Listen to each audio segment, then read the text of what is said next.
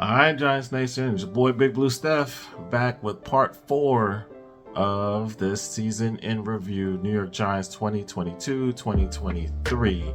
And we're just coming out the bye week, and who we facing? Houston, one of the worst teams in the league. I'm thinking, hey, we could blow this team out, we could really solidify and keep things going. But what happened? Well, we struggled a little bit more than I thought we should. We didn't blow them out. We definitely did get the win. Saquon, I believe this was the game where we fed him 35 carries, which was a career high, and he had like 170 some yards rushing. And it was good to see that production out of him, but I don't think he was ever the same after this game. I mean, the punishment he took, all them hits. Hey, I mean, he hadn't done that I don't know how long. Well, he had never done that, but to get 30 plus carries, that was a lot for him. So we rode Saquon. We rode the Saquon horse. He rode us to victory. It took a couple of fourth quarter field goals to get us going where we needed to get, but we got the win. One of the bright spots that came out of here, as a late season addition, we were able to snatch Isaiah Hodgins off of Buffalo's practice squad. Next thing you know, he's with us. And he makes a season debut with us. And he had, I think it was 2 catches for about 41 yards. And, started something promising, Shane knew we were up against the cap the entire season. A lot of talk about, we might be getting DJ Moore, maybe Hopkins, DeAndre Hopkins available, whoever this, whoever that. We had to go with the cheap pickup, but it paid dividends, and this was the first game that we got to see him kind of show what he could do, so we'll take it. 6-2 to 7-2, and this is when we really start to hear the media try to throw on that P word, playoffs, but Dayball wasn't having any of it. So, on to Detroit. Detroit decides to come to our house and layeth the smackdown on us. This game, again, one of those games where you're thinking, before the season, we got this. Ain't no way no Detroit team will come in and smack us out. This possibly could be one of those Kenny Galladay, revenge games, blah, blah, blah. We seem to be rolling. We got something good going. Detroit can't handle us. And what happens? Detroit thoroughly beat us down, offensively, defensively. What's his face? Jamal Williams, I think his name is, had 3 rushing touchdowns on us. All 3 of their running backs had averaged at least 5 yards a carry. Even though Jeff Goff was putting up big numbers early in the season, he didn't have big numbers, but he was efficient against us, moving the ball. So, their defense just had our number. It was ugly. It was really ugly. I think, was it a 38-10 or 38-13? It was something crazy, and I just couldn't believe we were getting beat down by Detroit like that. And, this just left a sour taste, and it was just unexpected taste.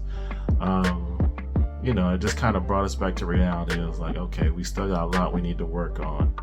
But the biggest part of this game that really just threw me off, pissed me off,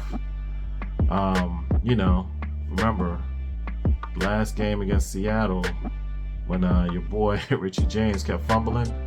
Yeah, so, and then I think he got a concussion on his second punt fumble. So what happened? They decided to experiment with Adoree Jackson returning punts. Our starting left corner, or starting number 1 corner. And you want to experiment with him never being really a punt returner? And you want to do that with us? Come on now. Do you not remember Jason Sehorn? Anyway, so yeah, we definitely made a mistake with that. I questioned it right away. Most Giants fans did too. Dayball said, hey, we're going to roll with it. We'll see what we can do. Immediately, that just was a horrible decision. Luckily, it wasn't as bad as what it could have been, but I believe it was an MCL sprain. And Adoree Jackson basically missed the rest of the regular season. We survived, but who knows how many more games we've been able to win, or the impact he would have had on other offenses, locking down their first, number one receiver. But hey, can't cry over spilled milk. But you could damn sure look at it and you're like, man, why'd you do that? Anyway, that Detroit game was bad on all fronts, and you just kind of push it back to the side because it's just not worth thinking about too much. Just lesson learned. You don't put your star players in high casualty positions. So 4 days later, after losing Dory Jackson, where he could really be a big help to us, who do we play? Dallas and all the receivers. So no Dory Jackson to cover CeeDee Lamb. Cool. And on the injury front as well, Wan'Dale Robinson, had his best game as a rookie at that point against Detroit. 9 catches, I think it was 101 yards or whatever it was, and he blew his ACL out. So we got one less offensive weapon. This game was tough for us, man. We Thanksgiving Day, we actually get up 13-7 at half. We're like, okay, we're gonna limit the mistakes. We're gonna try, play smart football. And next thing you know, Dallas was like, we have the advantage. Why are we not taking full advantage of what we have over them? And the passing game just exploded. We couldn't stop the run. I believe, what's his face? The Chewbacca looking dude running back, Zeke Elliott. I think he ended up going for 100 yards, or if not, real close. And it was just bad. That second half was just terrible. I couldn't believe the big turnaround. Normally our second half adjustments were excellent, but I guess being up at halftime, maybe we just didn't make any type of adjustments. I don't know what it was. We just looked outgunned, outmanned on the defensive front. Not to mention, during the bye week, what happened? Xavier McKinney went out on vacation, one of the Caribbean islands, was on was it a boat? Whatever it was, whatever he ended up doing, broke his, was it right hand?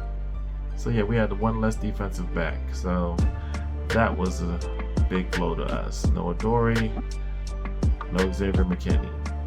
We had picked up Fabian Moreau. He started to play a little bit better, but he is not a number one, and he's definitely not staying with anybody. So, hey, these are the things you live with, and here we are.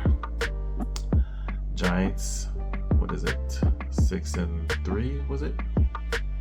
Yeah. So, having to put this Dallas game behind us, what do we do now? We got to play Washington. We got to play them commies. Getting this game, winning this game, will allow us to really solidify us in the race in the NFC East. One, considering we hadn't won a game in the division yet. And two, as this playoff push begins to happen, we need to solidify, as Washington is one of our biggest adversaries trying to make the playoffs. We gotta make a push. So what do? We end up pushing. It was a tie. That game left me so empty. So many left plays on the field. So many weird decisions. And then it just pissed me off at the end. And basically in overtime, when Washington, you could tell like they weren't even trying to go for a win anymore. They just literally went for a tie. They were not aggressive, and I just don't understand. But hey, they did what they had to do. It was a chance for them to get up in the standings, and they chose not to even be aggressive. We were trying to be aggressive. We missed a field goal at the end of the game of overtime, which could have sent us into a winning frenzy. Got our 7th win of the season, but it didn't, and we were left in a tie. Kayvon, I believe Ojulari, they had decent games. We just couldn't get over the hump, man. We just kept letting Heineke make plays. Whenever he plays against us, he's looking like Brett Favre, basically, just chucking it, slinging it, and we just had no answer for him officially. And thank God that Washington always shoots themselves in the foot, because they could have ran it down our throats even more, because Brian Robinson is a monster, and they just didn't use him as much as they could have.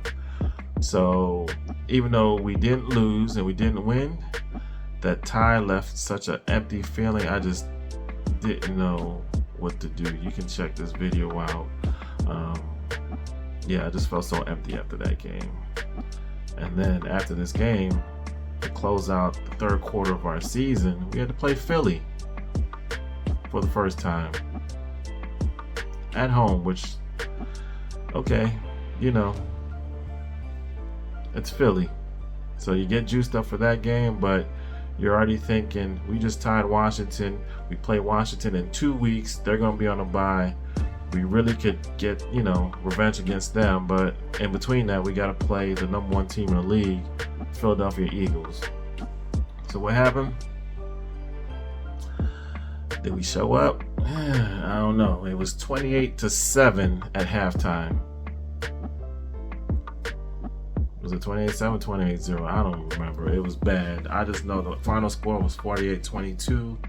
I don't know, even though Philly is a rival, were we overlooking them? Were we looking towards playing Washington again so we can get this win, because we know we could secure a stronger footing on a playoff position?